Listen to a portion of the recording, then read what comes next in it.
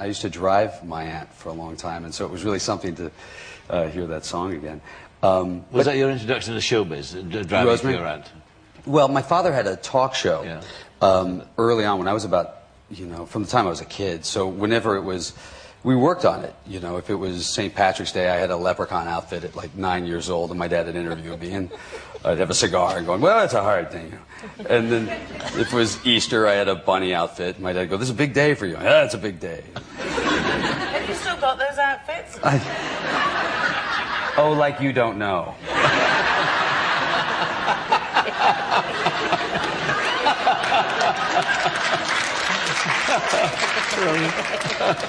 I'm not running around with a poodle, a dead poodle stuffed in me.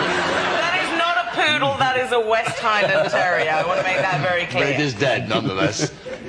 Dead. Jay, you say that. Don't tell her. So therefore it was in the genes. It was sort of. It was a great way to grow up. Most kids sort of have to create a fantasy life when they're kids. They make believe characters, and we had this great. It was a vaudeville act, is what we were as a family. So we had this great costume room where we could go in and play any character we wanted, which was fun to do.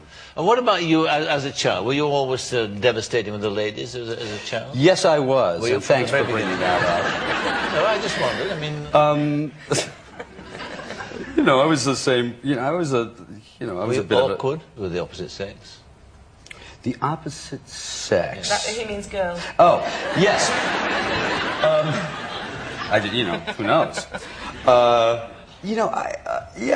think every kid is, for a long period of time you are until alcohol comes into play. Oh, yes. That frees you. It smooths things over a little bit. Yeah. I think you should get bra classes at school. That's what I think. Just to unsnap the things? So that there isn't all that I think that's what Velcro around. is for. Yeah. Velcro, don't you think? No? Depends, obviously, on the weighting. I'd quite like to run a school, actually, for young men. Would you? I kind of, show you the way round kind of stuff. Then you did. Change. Don't even try.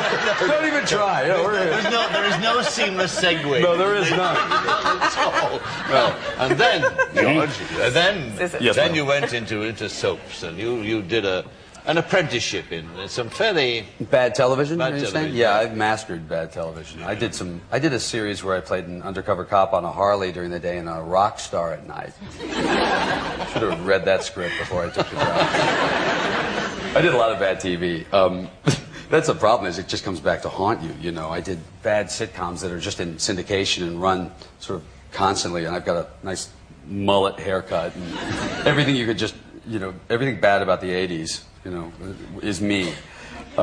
So, yeah, it was good to get through that period of time. And then, of course, you did ER. Yeah, Doctor Show. Well, but that was a marvellous TV series. I mean, that was beautifully written, beautifully acted. It was fun. It was sort of changed television for a period of time, and it was fun to do. We were very excited about being a part of that. It lasted. I was there for 5 years, and it was a roller coaster ride for 5 years. Yeah. I suppose that one of the consequences of that kind of apprenticeship that you served was that when the big time finally hits, you were fairly well balanced about things. You were able to take a fairly sane view of stardom. Well, yes and no. No, yeah, you're right. You're more prepared for it, because I was 33 when the show hit.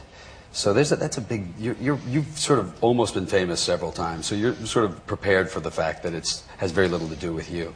I also had, Rosemary was a big star, and then not famous, and she didn't become less of a singer along the way. So I got a lot of good lessons through life before I got around to the show being successful.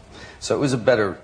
I feel sorry for any kid who's 20 years old and sort of hits it, because I don't know how you handle it. I don't know how you do it.